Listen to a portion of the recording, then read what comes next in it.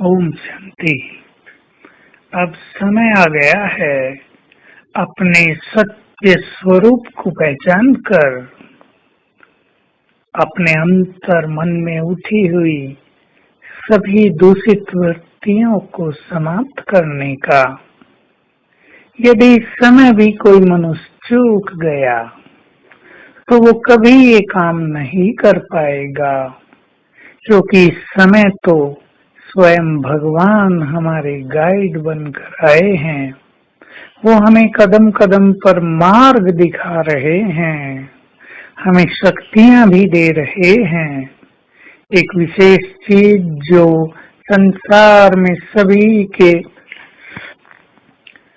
अनुभवों में बढ़ती जा रही है और बढ़ती जाएगी कि सभी के अंदर बहुत दूषित वृत्तियां, कामुक वृत्तियां, निगेटिव फीलिंग्स और जन्म जन्म के विकर्मों का इफेक्ट इमर्ज होने लगा है। न चाहते भी अनेक व्यर्थ संकल्प मनुष्य को अपनी चपेट में लेते जा रहे हैं। बहुत सारी बढ़ती हुई बीमारियां और संबंधों में बढ़ते हुए अननेसेसरी टकराव इस बात के द्योतक हैं कि अब सभी के हिसाब किताब चुकतू करने का समय समीप आ पहुंचा है।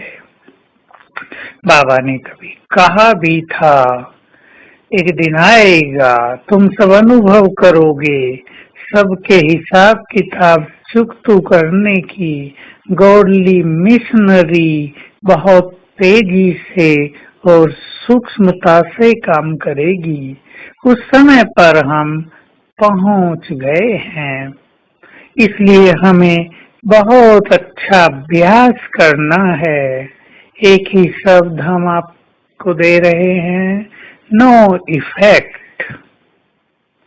कोई बुरा बोलता है, कोई इंसल्ट करता है, कोई आपकी भावनाओं को हर्ट करता है, उसे बहुत लाइटली लेना है, क्योंकि अगर आपने अपने अंदर में उसको रख लिया तो आपकी ब्रेन की अनेक शक्तियां डैमेज हो सकती हैं, नष्ट हो सकती हैं।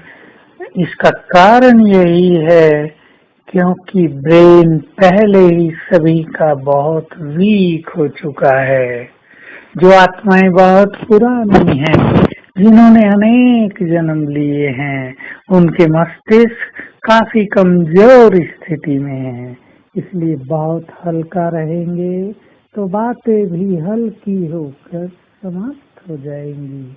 दूसरा, स्वयं को ईश्वरीय खुशी से भरपूर रखकर चलना है।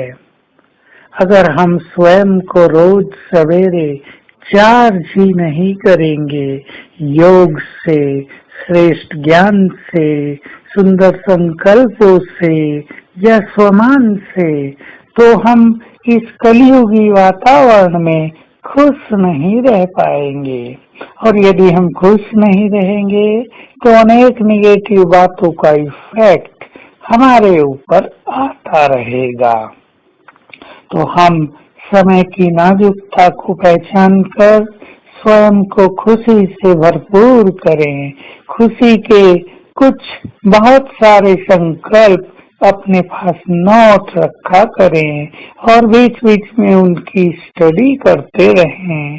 साथ में बहुत हल्का रहना है।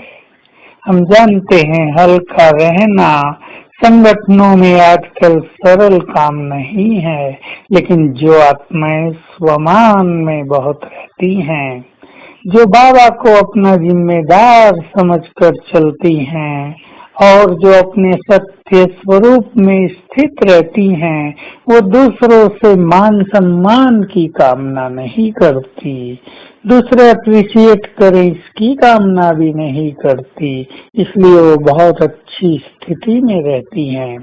तो हमें फरिश्ता बनना है। ऐसे अभ्यास में हम रहेंगे।